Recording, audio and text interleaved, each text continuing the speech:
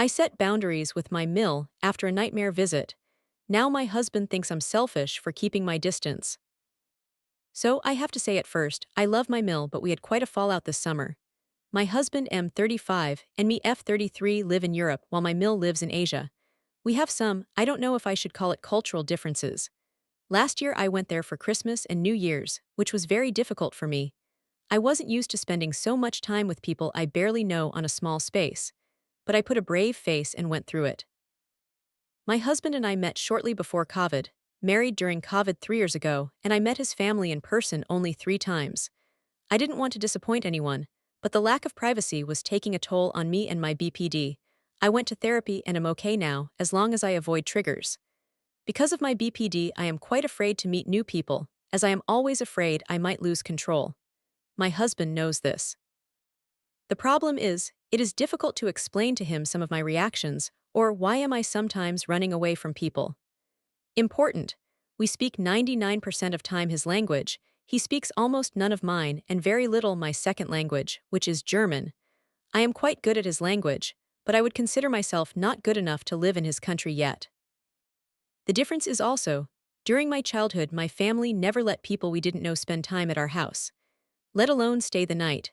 I am also quite strict with this rule. Only people I personally know and am not afraid of are allowed to come to our home.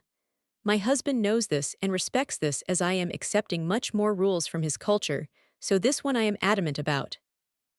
Until this summer, Mill wanted to see my husband at work. He works at a famous music festival, so she said she would come to Europe with my BIL. At first it were 2 weeks. I cancelled my plans with a friend to move my vacation at work to take care of them. My husband is always at this festival for 2 months in summer, and I stay at home alone. From 2 weeks it was 3 weeks, and that a person A is coming with them. The problem is my husband did not specify who this person is, and he never asked if I'm okay with it. He only informed me. At first I thought it is a person B, whom I personally said, it's okay to stay at our house. I was so wrong. It was my Mill's best friends, who inserted herself into this trip, and Mill never asked me directly. I found this out months later, and boy, it gave me anxiety. It caused a lot of arguments with my husband. I was afraid to send them into a hotel, as I was afraid Mill would hate me. She was already upset. Her friend cannot go to family barbecue, which was for her and BIL to meet my family for the first time. I was also very anxious, as I had to finish an article and my master's thesis and had to work few days full-time. During summer, we get a maximum of 14 days off. I had to drive a car after 10 years, had some minor adjusting problems in the beginning, and the friend, let's call her Anna, 74, had some not very nice comments about it. I can't describe here everything what happened, but in short, Anna got angry because she couldn't use the bathroom sink for an evening. I had to repair it as I didn't have all the utensils and it was night. She had the audacity to slam the doors in my house as a guest. She got lost in a foreign city. They went as a trio. As I had to work and Mill and BIL waited for her in the heat, 36*C for 2 hours. Then it was Mill's turn. As we were returning from my grandma's in a neighboring country, I said twice, I will be doing the laundry, because I don't have enough room to dry laundry for 4 people and I'm in another country the next day and they are free. I also said, if our neighbors have a problem with it, I will talk to them. They alle agreed. I live in a house with a few neighbors and you are not allowed to be loud after 22:00, and washing machines are quite loud here. So I went to park the car, and as I was returning, Mill messaged me if they could do the laundry. I repeated what I said earlier, hoping they understood. We have a smart washing machine. I can remote control it, and I also get a push message when it's done. I was already drained, tired, as I was driving a lot and also translating for them all day. On my way home, I received a message that the laundry is done. That's when I lost control. I came home, slammed the door, and argued heavily and loudly over the phone with my husband. Why did he ignore what I said and let them do the laundry? My Mill then screamed at me, why am I screaming at her son, and if I hate them they would leave.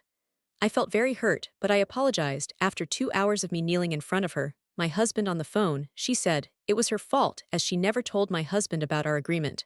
She even apologized. But this whole situation, me losing control in front of Anna, who didn't know I have BPD, in their culture mental issues are not talked about and so not really understood. My Mill does know about it, but I don't know if she really understands. She knows also about my massive childhood trauma that made me this way. I felt extremely embarrassed and wanted to die. My Mill also said she doesn't think it would be okay to have children with her son if I can't control myself. That hurt the most. I was really doing everything, but I was under immense pressure and stress. After this incident, I built a wall around me and refused to spend longer time with them. I also don't message her as I used to, just the necessary. I felt very disrespected by her and Anna, although I should have sent them to a hotel immediately. I was just too afraid she would hate me. We set a new rule with my husband: no one will stay over at our home for longer than a weekend, not even my family, and this rule is also for our home, if we move to his country. He has to ask me, and I also have to ask him every time we want someone to come to a party or for the weekend, but my word is final. If I met the person too little, he doesn't even have to bother asking. We are supposed to go to his country from February 2025 for 3 weeks. At first we were going to Mill's house for 2 weeks. Every time I thought about it, I felt extremely uncomfortable and anxious to the point of vomiting, so I said I'll book a hotel. My husband got really angry and accused me of hating Mill. But that is not the case. I just really need the distance. I need to adjust myself to the situation and rebuild a normal relationship with her. That won't work for me being thrown to her house for 2 weeks with anxiety over the roof. I need time to process her as a new person in my life, and as we couldn't meet that much before, I need some neutral space for that. He doesn't understand that. As a compromise, I said I will stay for 4 days at her house, specifically on the days she's working, so I will meet her only in the evening. Then I will travel parts of the country alone, while my husband will run his errands, and then he'll meet me halfway. So am I the asshole for not wanting to spend more time with my Mill? Am I overthinking? Am I too sensitive?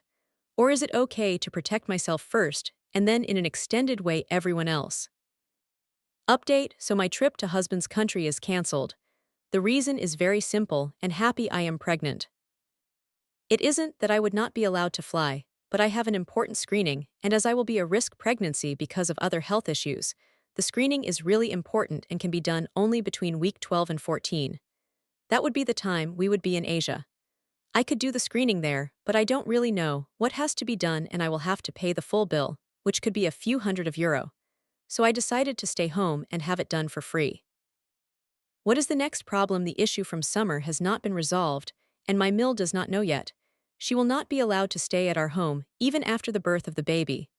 The thing is, I will be giving birth in a third country, and it will be quite difficult to get the passports for our baby. I will have to start right after birth, and it will take time.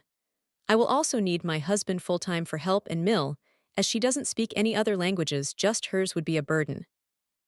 She also doesn't really know the ways in this country, and I would worry she'd get lost. One would say she could help after birth, but I sadly don't always understand what she has to say, as she uses a very difficult dialect.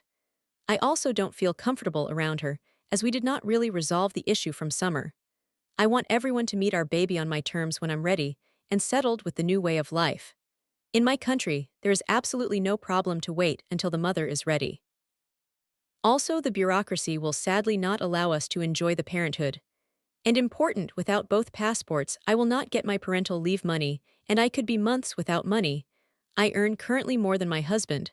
So that is an additional stress. We get the money back once we present the passports, but it is a slow process. I would allow Mill to meet the baby after I would get the bureaucracy done. It took over 3 months to change my name and register our wedding in my home country, so I could update my passport. But I want her to stay at a hotel, and I don't want to have her over all day. If I would need alone time with the baby, I want to send her to the hotel without feeling bad. Important, I also think, my family should be able to meet the baby more, because when we move to Asia, they will be barely able to meet them. So the tables will turn and Mill will have more opportunities. My grandfather is still alive, and it will be his first great-grandchild. I want him to enjoy as much as he can. He and grandmother will not be able to come to Asia. My husband thinks this is selfish thinking. My husband will probably still be flying home, but not in February due to new work. I will not be flying with him, as I want to extend my maternal leave with the unused vacation days. So AITA, am I being selfish? What should I do?